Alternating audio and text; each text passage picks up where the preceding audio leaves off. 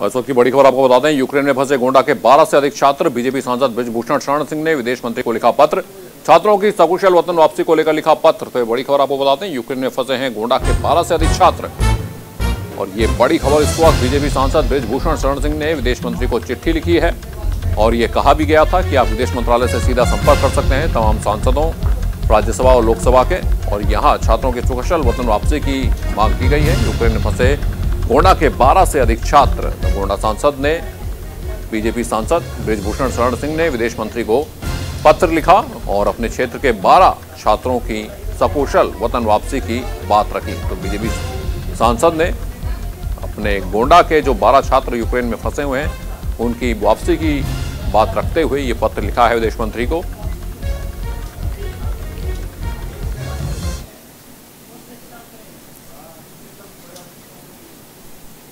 रूस और यूक्रेन के बीच 24 फरवरी को युद्ध शुरू हुआ और तब से लगातार दोनों सेनाओं के बीच जंग जारी है। रूसी सेना आक्रामक रूप से यूक्रेनियों पर भारी पड़ रही है, वहीं दूसरी ओर युद्ध में आम जनता की जान पर भी बनाई है। अभी तक हम युद्ध में 400 से ज्यादा आम नागरिकों की जान जा चुकी है। वहीं दूसरी ओर भारत के लिए भी यह काफी मुश्किल भरा समय है। भारत के बहुत से नागरिक यूक्रेन में हैं और युद्ध की स्थिति के कारण वो वहां पर फंस गए हैं। भारत से हर साल बहुत से छात्र यूक्रेन में पढ़ाई करने के लिए जाते हैं और अब युद्ध के कारण उनकी जान पर बनाई है। भारत सरकार लगातार वहां फंसे भारतीयों को निकाल रही है। अब ये मोर्चा खुद एविएशन मिनिस्टर ज्योतिरादित्य सिंधिया ने अपने कंधे पर लिया है। इसी कड़ी में वो रोमानिया पहुंचे, वहां उन्होंने भारतीय नागरिकों से बातचीत की।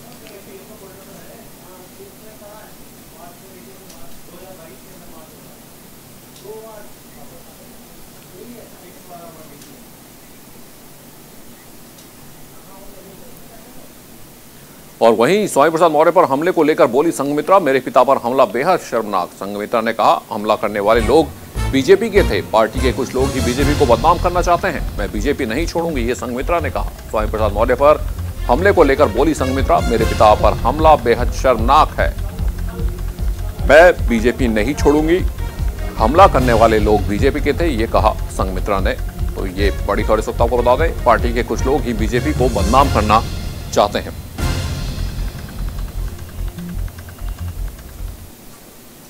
कुशीनगर में कल हुई हिंसा के बाद समाजवादी पार्टी के नेता और वहां से प्रत्याशी स्वामी प्रसाद मौर्य के ऊपर मुकदमा हो गया है और उनकी बेटी डॉक्टर संघमित्रा मौर्य के ऊपर भी केस लिखा गया है, जो भारतीय जनता पार्टी से सांसद हैं। हमारे साथ डॉक्टर संघमित्रा मौर्य जी हैं। संघमित्रा जी, कल क्या हुआ और फिर आपके ऊपर भी मुकदमा हो गया? हम तो ये देख रहे हैं कि पहले ये था कि सपाइयों के ऊपर हमला हुआ है, फिर क्या हुआ था वहाँ पर? देखिए, हुआ क्या, उस जगह मौके वारदात पे तो मैं नहीं थी, मैं कुशीनगर में थी।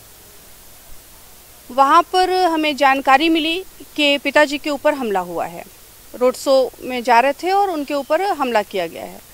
और जब मैं वहाँ पर जा रही थी तो रास्ते में कई जगह पर लोग भागते हुए भी दिखाई दे रहे थे। जो हमले के बाद जिनकी गाड़ियाँ बची या जो सुरक्षित बच सके वो भाग रहे थे। तो जब उन्होंने देखा, जो हमें पहचान रहे थे, उन्होंने हमसे बोला कि सांसद जी उधर मत जाइए, गाड़ी पे हमले हो रहे हैं, गाड़ी आप पे भी हमले होंगे और गाड़ियां तोड़ दी जा रही हैं। तो हमने कहा ठीक है, टूटी जाएगी टूट जाए, हमला होता है होने दीजिए, एक पिता पे अगर हमला हो रहा है तो बेटी दूर नहीं रहेगी। और जब मैं वहाँ पर लगभग पहुँचने ही वाली थी, उससे पहले एक बाजार पड़ता है दुबोली बाजार, वहाँ पे मोड़ से पहले बहुत से लोग मिले और उन्होंने कहा कि सांसद जी आगे सारी गाड़ियाँ तोड़ी जा रही हैं, उधर मत जाइए। तो जब उन लोगों ने गाड़ियों की और उसकी चर्चा की तो मैं गाड़ी से उतरी और मैं पैदल निकल गई कि ठीक है, गाड़ियां तोड़ी जा रही हैं, कोई गाड़ी सुरक्षित रहनी चाहिए, इसलिए मैं वहां से पैदल जब जाने लग गई तो दुबोली बाजार में पहुंचते ही लोगों ने हमें भी घेरा। घेरने से पहले जाते जाते ही मेरी एसएसपी कुशीनगर से भी बात हो रही थी कि पिताजी पर हमला हुआ है। तो एसएसपी ने बताया कि हाँ, मनी मंत्री जी से बात हो चुकी है और वहाँ पर फोर्स पहुँच रहा है। और तब तक वहाँ पर लोगों ने हमें भी घेर लिया। उस वक्त फ़ोन पर ही थे एसएसपी। आपकी ही पार्टी के लोग थे जिन्होंने आपको घेरा? बिल्कुल, हमारी पार्टी के ही लोग थे और वो वीडियो भी हमारे पास है। जरूरत पड़ने पर मैं उसको भी वायरल भी करूँगी और अगर शीर्ष नेतृत्व चाहेगा तो मैं उसको भी वो वीडियो दूंगी। उन्होंने घेरा और जब वहाँ पर फोर्स पहुँची तो फोर्स हमें निकाली और उन्होंने पूछा आप कहाँ जा रही हैं, तो हमने बताया पिताजी पर हमला हुआ है, मैं वहाँ जाना चाह रही हूँ। तो वो सब हमें वहाँ तक लेकर के गए और उसके बाद वही सब हमें वहाँ से वापस भी लेकर के आए। पिताजी से मिलने के बाद मैं तुरंत वापस भी चली आई थी उनकी स्थिति को देखने के बाद। तो वहाँ पर जाते समय और वहाँ पर पहुँच करके जो भी साक्ष्य मिले हैं या जिसने भी बोला है उसने यही बोला है कि भारतीय जनता पार्टी के कार्यकर्ताओं ने समाजवादी पार्टी पर हमला किया है। और बोला ही नहीं बल्कि जब हमें घेरा गया तो वहाँ पर भी समाजवादी पार्टी के लोग नहीं बल्कि भारतीय जनता पार्टी के कार्यकर्ता थे। भारतीय जनता पार्टी की परमिशन वाली गाड़ी थी। इवन वहाँ हमारे सामने से ही प्रत्याशी भी निकले हैं। तो निश्चित तौर पर यदि हम कहें कि भारतीय जनता पार्टी को बदनाम करने के लिए भारतीय जनता पार्टी के प्रत्याशी जो पूरे एक राष्ट्रीय पार्टी है और राष्ट्रीय पार्टी ही नहीं बल्कि 5 साल तक दंगा मुक्त प्रदेश रखने का जिसको श्रेय जाता है, उस पार्टी को बदनाम करने वाला कोई और नहीं, पार्टी का प्रत्याशी ही है। संघमित्रा जी, एक वीडियो आपका भी आया था जिसमें आप हाथ में छड़ी लिए हुए समझा रही हैं कुछ लोगों को, वो क्या हुआ था? हमने बताया कि लोगों ने हमें घेरा और निश्चित तौर पर अगर किसी को ये जानकारी हो कि पीछे हमले हो रहे हैं और आगे उसको भी घेरा जा रहा है, घेरा जाएगा, तो वो अपने बचाव के लिए कुछ ना कुछ करेगा।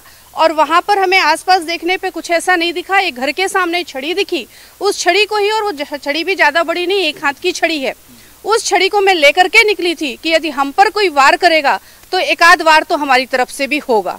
संघमित्रा जी, आप भारतीय जनता पार्टी की सांसद हैं और आपके ही कार्यकर्ता, आपकी पार्टी के कार्यकर्ता ही आपको घेर कर हमला कर रहे थे, तो ये आखिर क्या माजरा है? आखिर कैसे ये हो रहा है? हमने कहा वो उपद्रवी भारतीय जनता पार्टी को बदनाम करने का काम करने के लिए वहां पर एकत्र हुए थे और शायद उनको उत्तर प्रदेश की 5 साल की सरकार और केंद्र की लगभग 8 साल होने जा रही सरकार हजम नहीं हो रही है, जिसकी वजह से वो पार्टी को कलंकित करने का काम कर रहे हैं। एक खबर आपके बारे में और आई है कि आपने भारतीय जनता पार्टी छोड़ दी है, ये क्या, इसमें सच्चाई क्या है?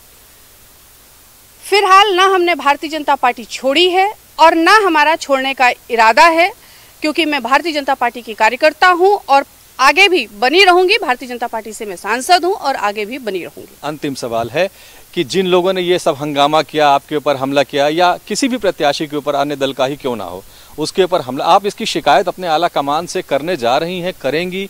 क्योंकि आप सांसद हैं, आपकी भी जिम्मेदारी है कि आपके प्रत्याशी या आप किसी भी प्रत्याशी पर आपके पार्टी के कार्यकर्ता अगर कोई बदतमीजी करते हैं, बदसलूकी करते हैं, तो आपके जानकारी में है तो आपको इसकी शिकायत ऊपर करनी चाहिए।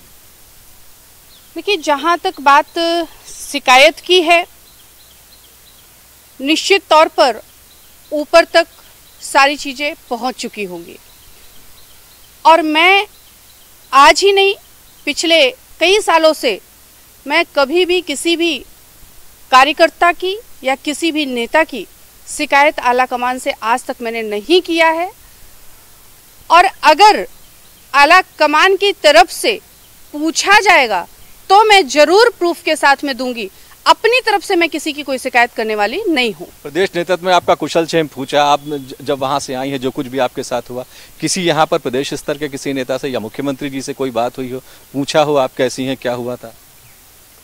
फिलहाल ना किसी ने कुशल क्षेम पूछा है और ना ही किसी ने फोन किया है, और जिसके भी फोन आए हैं उन्होंने हमें इनडायरेक्टली धमकी देने का काम किया है कि आप चिंता अपने भविष्य की करिए, 2024 में आपको टिकट नहीं मिलेगा, आप पार्टी से इस्तीफा दे दीजिए।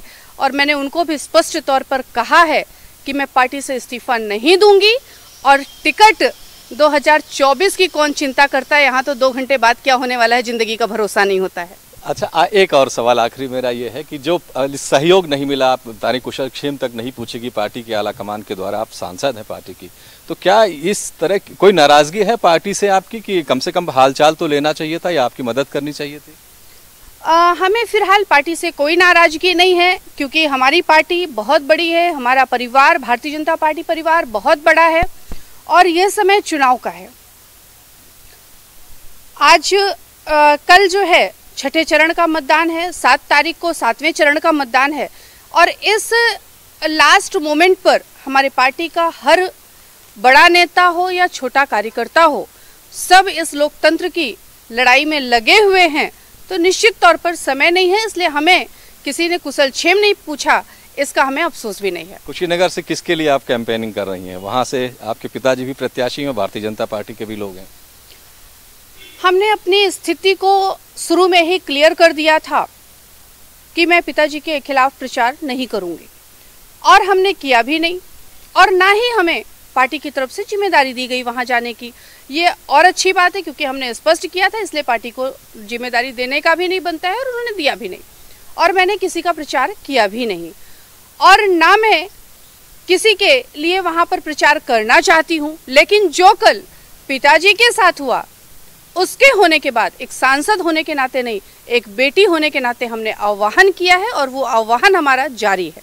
धन्यवाद। तो संघमित्रा जी, इनका कहना है कि ये भारतीय जनता पार्टी नहीं छोड़ने जा रही, वो पार्टी की कार्यकर्ता हैं, लेकिन जो कुछ इनके साथ हुआ या इनके पिताजी स्वामी प्रसाद मौर्य जो प्रत्याशी हैं फाजिल नगर कुशीनगर से, उनके साथ जो कुछ हुआ ये भारतीय जनता पार्टी को बदनाम करने की एक साजिश है और पार्टी को इसका संज्ञान लेना चाहिए। कैमरा पर्सन आशीष के साथ विवेक तिवारी, न्यूज इंडिया, लखनऊ। और न्यूज इंडिया में वक्त हो चला एक छोटे से ब्रेक का। ब्रेक के बाद भी खबरों का सिलसिला चलता रहेगा।